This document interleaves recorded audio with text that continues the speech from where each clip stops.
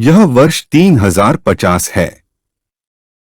मानव सभ्यता के लिए विज्ञान और तकनीक ने ऐसे आविष्कार किए हैं जो कल्पना से भी परे हैं, लेकिन इसके साथ ही उसने अपने भीतर के शत्रुओं को भी जन्म दिया है।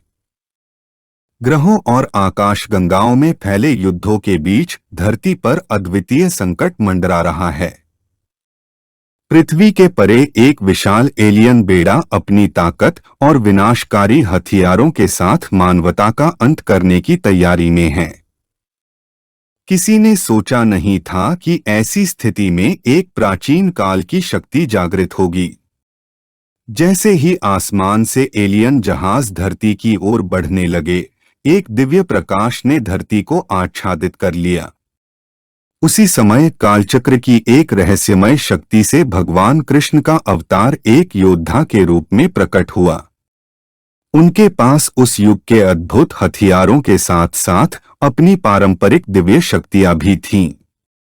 उनके पास एक सुनहरी धार वाला तलवार था और उनकी आंखों में एक गहरी संकल्प शक्ति चमक रही थी। कृष्ण ने मानवता की ओर देखा और एक दृढ़ आवाज में घोषणा की, यह केवल एक ग्रह की रक्षा का युद्ध नहीं है, यह सत्य और धर्म की रक्षा का युद्ध है। उनके नेतृत्व में इंसानों की एक नई सेना तैयार हुई, जिसमें तकनीकी वैज्ञानिक, योद्धा और कुछ सुपर सोल्जर शामिल थे।